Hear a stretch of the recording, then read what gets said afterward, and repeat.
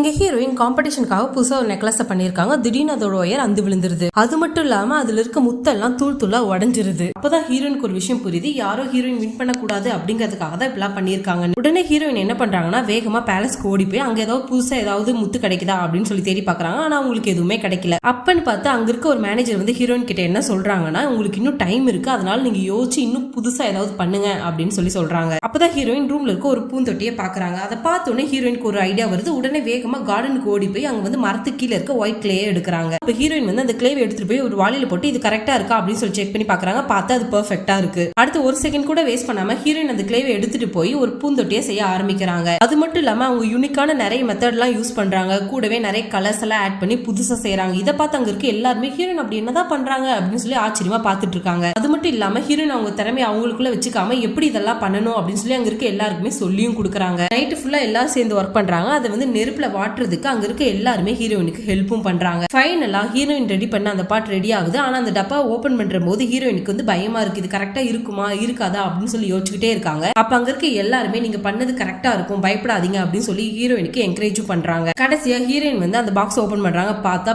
Pure ஒயிட்ல heroine நினைச்ச மாதிரி அந்த பூந்தொட்டி ரெடி ஆயிருது. அந்த பூந்தொட்டியோட அழகை பார்த்து அங்க இருக்க எல்லாருமே ஸ்டன் ஆகி நிக்கிறாங்க. உடனே ஹீரோயின் அந்த பூந்தொட்டியை அந்த காம்படிஷனுக்கு எடுத்து போறாங்க. கடைசி நேரத்துல கரெக்டா அங்க போயிடுறாங்க. ஜட்ஜஸ் எல்லாருமே ஒவ்வொருத்தவங்க பண்ணதை பாராட்டிட்டு வராங்க. லாஸ்டா ஹீரோயின் பண்ணதை பார்த்தோன்னே எல்லாத்துக்கும் கோவருது. ஏன்னா இந்த காம்படிஷனே வந்து ஜுவல்லரி செய்யறது, ஆனா நீ அதை விட்டுட்டு பூந்தொட்டி செஞ்சுட்டு வந்திருக்க அப்படின்னு சொல்லி ஹீரோயினை திட்டிட்டு இருக்காங்க. அப்ப ஹீரோயின் என்ன பண்றாங்கன்னா, நடந்த எல்லாத்தையுமே நான் உங்களுக்கு சொல்றேன், பொறுமையா கேளுங்க அப்படின்னு சொல்லி நடந்த எல்லாத்தையுமே சொல்லிட்டு இருக்காங்க. ஆனா ஹீரோயின் சொல்ற எதுவுமே ஜட்ஜஸ் எதுவுமே காதுல வாங்கிக்கிற மாதிரியே இல்ல. அப்பன்னு பார்த்து கரெக்டா அந்த நாட்டோட அரசர் அங்க வந்து அந்த பூந்தொட்டி பார்த்து சூப்பரா இருக்கு அப்படின்னு சொல்லி பாராட்டவும் செய்யறாரு. அப்ப ஜட்ஜஸுமே இந்த காம்படிஷன் வந்து பூந்தொட்டி செய்யறது இல்ல அப்படின்னு சொல்லி அரசர் கிட்ட சொல்றாங்க. அப்ப அரசருமே சரி ஓகே இவங்க பண்ணிட்டாங்க, பார்க்க நல்லா இருக்கு, ஆனா ஹீரோயினுக்கு இன்னொரு வாய்ப்பு கொடுக்கலாம், இதே மாதிரி பூந்தொட்டி பெர்ஃபெக்ட்டா இதே மாதிரி இதே கலர்ல வேணும், அப்படி கொண்டு வந்தா நீங்க இந்த காம்படிஷன்ல வின் பண்ணிடலாம் அப்படின்னு சொல்லி சொல்லிடுறாங்க. இந்த காம்படிஷனை ஹீரோயின் அக்செப்ட் பண்ணிட்டு வீட்டுல வந்து நிறைய கிளே எடுத்துட்டு வந்து அதே மாதிரி பூந்தொட்டி செய்ய ட்ரை பண்றாங்க. ஆனா எவ்வளவு ட்ரை பண்ணாலும் அதே மாதிரி பூந்தொட்டி அவங்களுக்கு கிடைக்கவே மாட்டேங்குது. நம்ம கரெக்டான மெத்தட்ல தானே பண்றோம், அப்புறம் ஏன் இது கிடைக்க மாட்டேங்குது அப்படின்னு சொல்லி ஹீரோயின் வந்து ஒரே கன்ஃபியூஷன்ல நிக்கிறாங்க. அப்ப ஹீரோயின் தெரியாம அந்த டேபிள்ல தட்டி விடுறாங்க. அந்த டேபிள்ல இந்த காப்பர் ஸ்பூன் அப்ப கீழே விழுகுது. அந்த காப்பர் ஸ்பூனை பார்த்து அப்பதான் ஹீரோயினுக்கு ஒரு விஷயமே தெரியுது, அந்த காப்பர் ஸ்பூன்ல தான் ஹீரோ அந்த கிளேவே கலரி இருப்பாங்க. அப்ப ஹீரோயின் ஒரு விஷயத்தை புரிஞ்சுக்கிறாங்க, அந்த காப்பர் ஸ்பூன்ல இருந்த அயன் எல்லாமே இந்த கிளேயோட ஒண்ணுக்குன்னா ஒட்டி இருந்திருக்கும்.